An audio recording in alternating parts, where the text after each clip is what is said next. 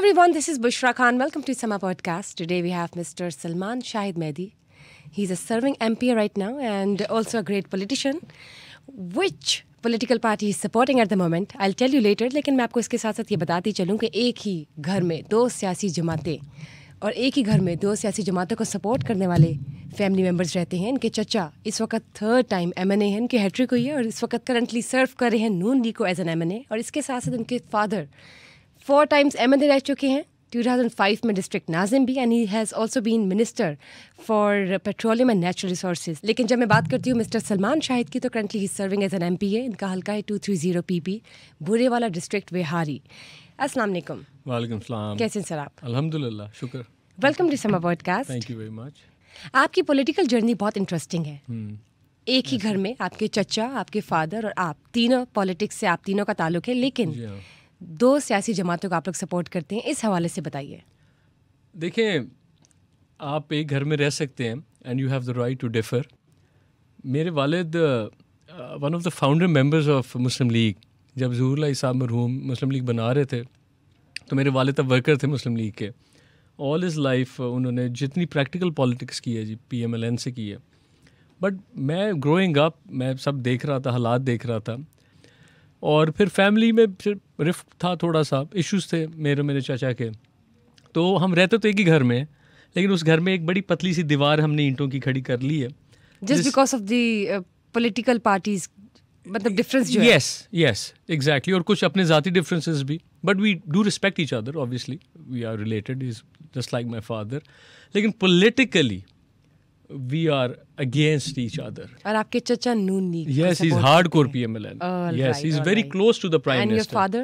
उनकी सारी सियासत मियां नवाज शरीफ साहब के साथ ही, तो सारी बात है, एक मोहब्बत का एलिमेंट वहाँ पे भी होगा. मैं ये नहीं कहूँगा कि वो बिल्कुल उनके माइंड में नहीं आता होगा, लेकिन he is happy with my decision. So you grew up in a family where you saw your chacha and your father into politics, especially when we talk about Noon League. No doubt, Noon League एक बहुत ही मंजी हुई जमात है और उनके जो experts political leaders हैं वो हम सबके सामने हैं. लेकिन जब आपने अपने शुरू के लाइफस्टाइल में ये देखा कि उन्होंने नून लीग को सपोर्ट किया, तो what made you get drawn towards the PTI जमात? I wanted to join him, लेकिन बड़ा मुश्किल था. ज़ाहिर बात है, politics was being dominated by my father. वो किंग मेकर हैं, अभी भी हैं बिहाड़ी के, अल्हम्दुलिल्लाह उन्हें ज़िंदगी दे. तो उनको बाईपास करना वाज़न्ट एन ऑप्शन. बहरहाल मैंने उनको काफ़ी रिक्वेस्ट की, तो उन्होंने कहा देखो, if you want to join PTI, मैं PTI में किसी के पास नहीं जाऊंगा तुम्हें लेके, ये मेरे लिए एक एम्बैरसिंग बात होगी. But I will support you in the public. हल्के में मैं तुम्हारे साथ हूँ. You have to make your own way out in PTI. और आपके चचा और आपके फादर ने कहीं ना कहीं कुछ ना कुछ कॉन्फ्लिक्ट्स और कुछ ना कुछ तो दिल में उनके होगा. जी हाँ, वही से एक चैलेंजिंग सिचुएशन आपके लिए स्टार्ट हुई होगी. यस, जब मैं PTI ज्वाइन करके आया बनी गाला से, तो मेरे चाचा ने उस दिन अपने घर में, यानी मेरे ही घर में, साथ वाले लॉन में एक बहुत बड़ी प्रेस कॉन्फ्रेंस की और पूरे डिस्ट्रिक्ट की PMLN इकट्ठी हुई और दे थ्रैश्ड मी लाइक एनीथिंग. उनका जी देखो, इस बेटे ने बड़े भाई का सारा स्टैचर ख़राब कर दिया. नवाज शरीफ ने कभी शाह साहब को इनकार ही नहीं किया ज़िंदगी में, ये वो, और क्या नौबत आ गई कि सलमान बनी गाला ले गया उनको. मतलब I was under fire, under seize. When we talk about the reserved seats, लेकिन मैं ये जानना चाहूँगी कि आप करंटली एज एन MP सर्व कर रहे हैं, तो क्या हालात चल रहे हैं पार्लियामेंट के? रोज़ हम कुछ ना कुछ स्टोरी सुन रहे होते हैं. मैं आपको बताऊँ, पार्लियामेंट वो पार्लियामेंट नहीं रही जो हम जब हम बच्चे थे देखते थे बड़ों को अपने. वो पार्लियामेंट नहीं रहेगी. पार्लियामेंट, एक पार्लियामेंटेरियन को कोई भी एक इवन के बगैर, नो ऑफेंस, एक नया बच्चा जिसने अभी TV पे YouTube चैनल खोला होता है, वो आके उसको थ्रैश कर देता है. आई थिंक ये पार्लियामेंट, आपको अगर एक वोट लेना पड़ जाए ना जाके, तो आपको पता चले कि हम कितनी मेहनत करके यहाँ तक पहुँचते हैं. और एक कोई और किसी ने करप्शन का इल्ज़ाम लगाना हो, किसी ब्यूरोक्रेट पर तो नहीं लगाएगा कोई. पॉलिटिशियंस को थ्रैश करना कितना आसान है, जो जिसका दिल करता है. तो वो ऐवान भी नहीं रह गए और वो पॉलिटिक्स रह भी नहीं गई. देखिए, हमारी हैंडबुक में लिखा होता है कि एक पार्लियामेंटेरियन पे पुलिस अगर कार्रवाई करे तो स्पीकर की इजाज़त चाहिए. अब आप देखें, आप न्यूज़ देखती हैं, you related to this field, हर वक्त पुलिस हमारे घरों के बाहर होती है, अंदर होती है. तो ये बताएं, अभी तो बीइंग इन अपोजिशन पार्टी आपने अपनी ये स्टेटमेंट दी है कि वो हालात नहीं रहे पार्लियामेंट के. अगर आप करंटली गवर्नमेंट में होते, सर्व कर रहे होते, PTI की जमात होती है हुकूमत में, तो तब भी आपकी यही स्टेटमेंट होती? मेरी बिल्कुल ये होती.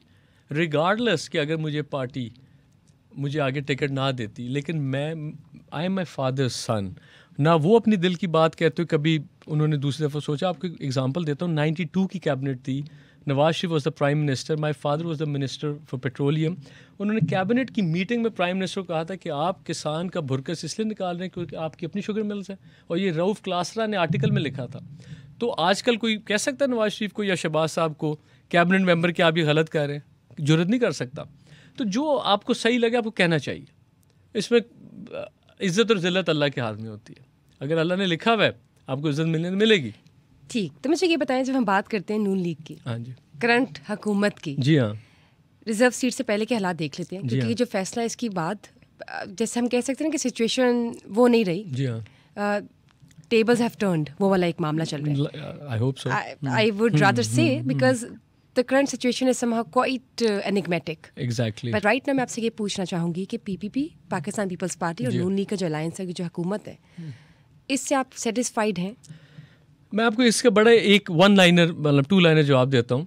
हमारे स्पीकर पंजाब असेंबली मलिक अहमद खान साहब, इज़ ए गुड मैन, एक अच्छी फैमिली हिस्ट्री उनकी। हमारे हारूनाबाद में एक बुज़ुर्ग ने अपनी बेटी के नाक पे डंडा मार के उसका नाक तोड़ दिया। You know why? उस बच्ची ने ना पंखा ऑन कर दिया था, तो उसके बाप ने इतना पैनिक किया कि मैं इसका बिल कैसे दूंगा। उसने ही हिट हिज डॉटर, नाक टूट गया। ये है आज के हमारे आम पब्लिक के मामलात। एक पंखे के लिए ना कत्ल हो रहे हैं। बिजली, मतलब आप बात करें कि बिजली की और हमारे स्पीकर साहब ने पंजाब असेंबली के 10 करोड़ रुपए की लैंड क्रूजर अप्रूव कराई है। 10 करोड़ की। कब? अभी 10 डेज बैक फाइनेंस कमेटी से 2 हाइलेक्स डाले 1.5 करोड़ के, और 2 फॉर्चूनर्स सेक्रेटरी असेंबली के लिए और डिप्टी स्पीकर साहब के। अच्छा, एक तरफ आपके लोग एक दूसरे को डंडे मार रहे हैं पंखे के लिए, just for a fan, not for an air conditioner. On the other side 20 crore की गाड़ी। अब वहाँ के आप अपने पैसे से 1 अरब रुपए की गाड़ी खरीदें, we don't have an issue. आपका वाइट मनी होगा, टैक्सेस दे रहे हैं, आप जो मर्जी करें। तो ये तो है इस हुकूमत की seriousness regarding the issue of reformations for Pakistan. तो अब मैं आगे क्या जवाब दूं? लेकिन अब मुझे ये जवाब दीजिए कि फॉर एग्जांपल पीटीआई होती, क्या चलिए पीटीआई को चांस मिला है?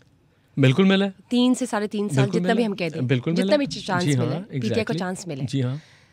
उस वक्त क्या हालात थे? मैं आपको बताता हूँ, आप भूल रही हैं या शायद आप बताएं, क्या कोई ऐसी चेंजेस आई थी पीटीआई के दौर में? कोई रिफॉर्मेशंस थी जिससे बाकी लगे कि पाकिस्तान में तब्दीली आ रही थी? मैं ये समझता हूँ, मैं ज़ाती तौर पर समझता हूँ इकोनॉमिक क्राइसिस कब हुई कि शायद चीफ मिनिस्टर पंजाब से जो लगाए गए थे उनसे कोई बेहतर ऑप्शन हमें सोचना चाहिए था। बिल्कुल सोचना चाहिए था। दूसरा सबसे बड़ा जो प्रॉब्लम था कि वो गवर्नमेंट आते ही तो कोविड आ गया था। चीफ मिनिस्टर जो लगाए गए थे, हमें इससे बेहतर सोचना चाहिए था। अच्छा, था। ठीक हो गया। यानी कि आपने खुद ही अपनी गलती मान ली है। मैं आपके सामने कह रहा हूँ। और कोरोना कि बुज़दार साहब जो थे वो एक, आई थिंक वो उनसे बहुत बेहतर ऑप्शन मिल जाते। रॉन्ग डिसीजन, लेकिन वो हैं किधर? लेकिन मैं तब पीटीआई में था नहीं। लेकिन मुझे ये बताएं, बुज़दार साहब के बारे में इतना कुछ कहा जाता है, वो कभी आई नहीं अपनी स्टेटमेंट। डोंट यू थिंक कि बड़ी अच्छी बात है वो ना नजर आए किसी को? आप लोग, you guys should on it ना। नहीं, छोड़ के पार्टी छोड़ गए ना, तो अब हमारा तो कंसर्न ही रह गया ना। He left PTI, he is not a part of PTI anymore. So it was a wrong decision. I think so. मैं personally, let's put it aside. उससे बड़ा प्रॉब्लम कोरोना 2019 में कोविड आ गया था। अब आप खुद जानती हैं कोविड में बिजनेसेस कैसे इफेक्ट हुए, लोग कैसे इफेक्ट हुए, इंटरनेशनली क्या तबाही मची। उन हालात से निकलते निकलते आपका अदम एतमाद आ गया। तो time, to be very honest, 2020-21 तो कोविड में निकल गया।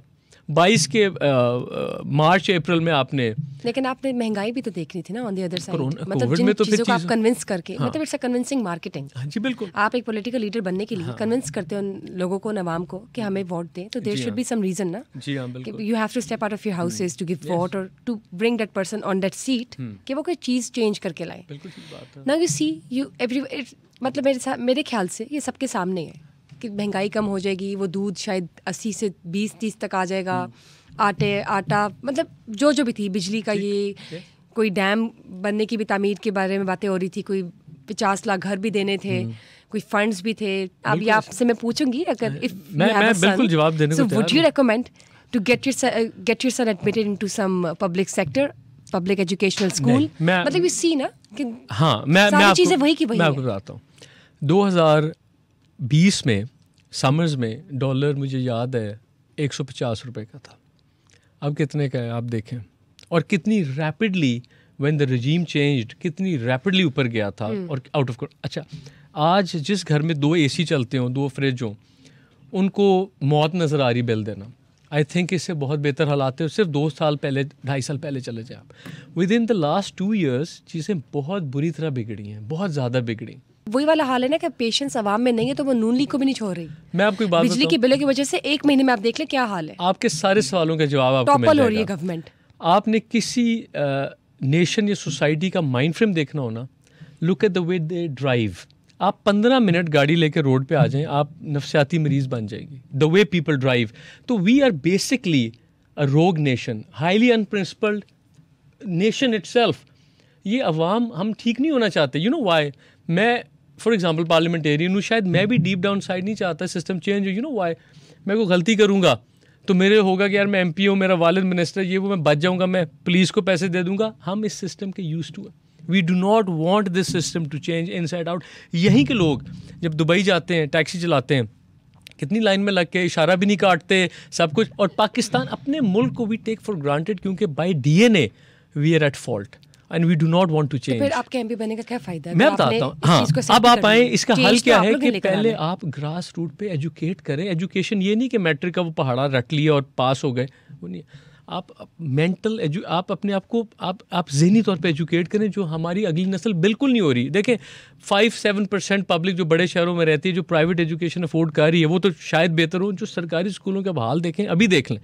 अब बुरे वाला आ जाए, 10 टीचर्स रजिस्टर्ड होंगे, 9 तनख्वाहें ले रही होंगी। यही तो मैं आपसे कह रही हूँ कि जब आप लोग का टेन्योर था, हमारे पास तो 3 तब ये साल सब कुछ क्यों नहीं हो सका? We just had 3 years, they had 30 years. We just had 3 years, and वो भी कोरोना स्ट्रक था ना 3 years में। 2 साल तो कोविड था।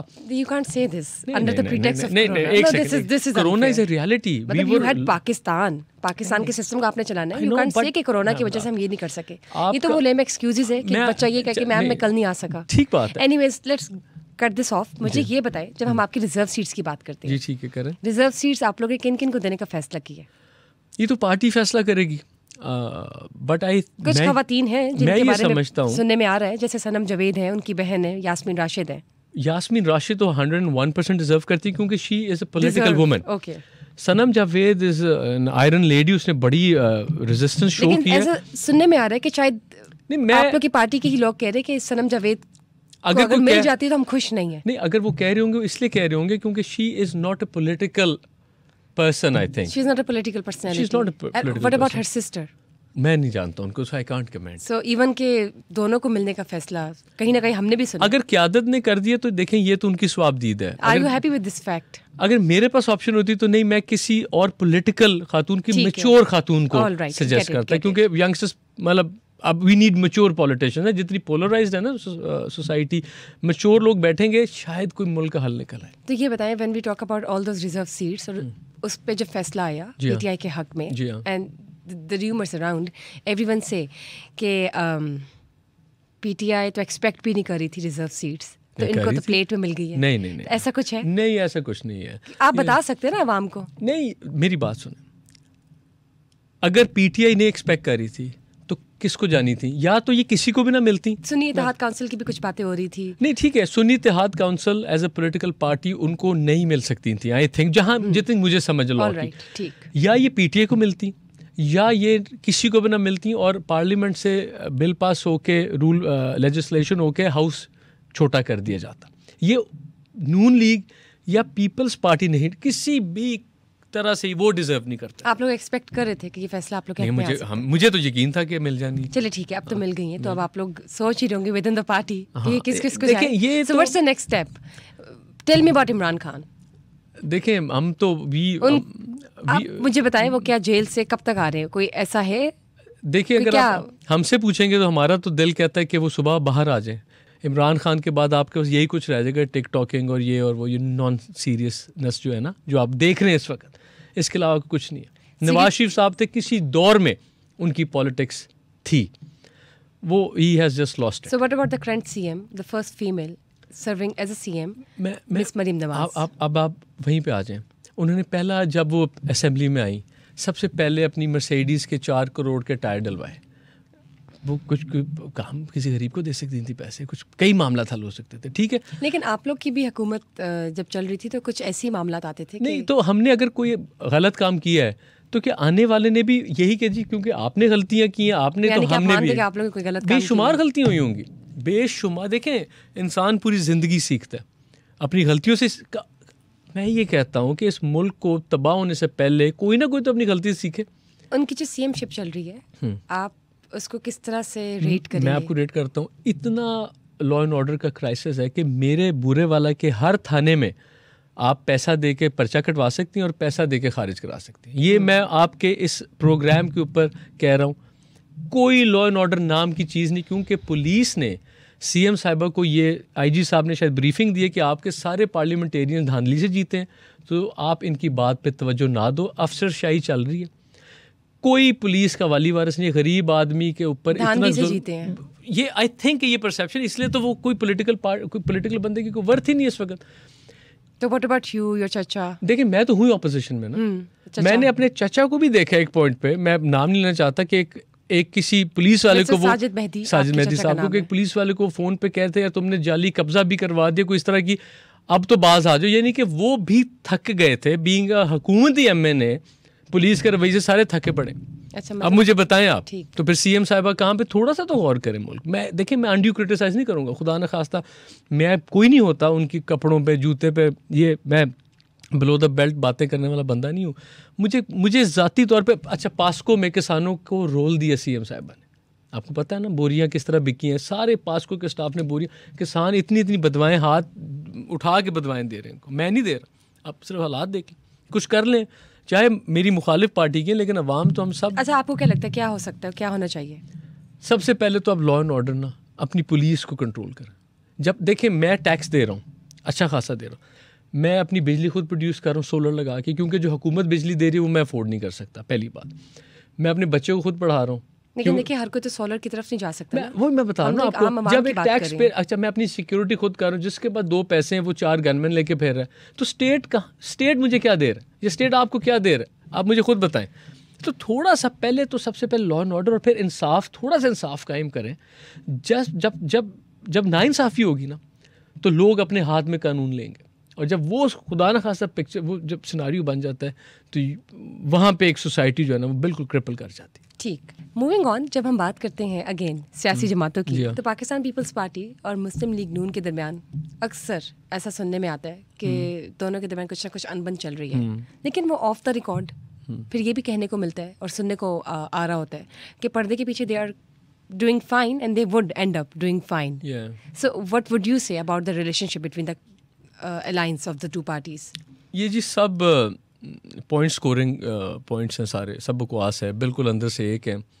इक़्तिदार के मज़े जो इस वक्त पीपल्स पार्टी इंजॉय कर रही है, सदर उनका, चेयरमैन सेनेट उनका, गवर्नर पंजाब उनका, क्या वो कभी सोच सकते थे? पंजाब में तो उनके पास 2-4 बंदे नहीं जीतते उनके। यूसुफ रज़ा गिलानी साहब बड़े मोहतरम हैं, उनके सारे बच्चे जीत गए, जिस तरह जीते वो हमें पता है। 3 बेटे एमएनए, 1 बेटा एमपी है, खुद वो चेयरमैन सेनेट। तो पीपल्स पार्टी कभी इस गवर्नमेंट को आंखें दिखा सकती है? कभी दिखा सकते हैं? खुद सोचिए। तो मुझे ये बताएं कि पाकिस्तान पीपल्स पार्टी को तो मुस्लिम लीग नून से भी बहुत गिले हैं। ये सब बातें हैं ना, सिर्फ इस तरह कर रहे हैं कि जो गैप वोट बैंक का इकट्ठा हुआ है ना अगेंस्ट PMLN की हेट्रेड में, किसी तरह ये थोड़ा सा पीपल्स पार्टी चाह रही कि हम कैश करा लें, उनको एक वोट नहीं मिलना। वोट जो है जिस बंदे का है वो जेल में पड़ा है, वो उसी का है। 9 मई के हवाले से जो 3 केसेस में बेल रिजेक्ट हुई है, तो आपको क्या लगता है कि 9 मई का जो फैसला भी पेंडिंग है, क्या हो सकता है? देखें आप क्योंकि अब तक तो उन्होंने इस वाकई की मजम्मत भी नहीं की मिस्टर इमरान खान ने।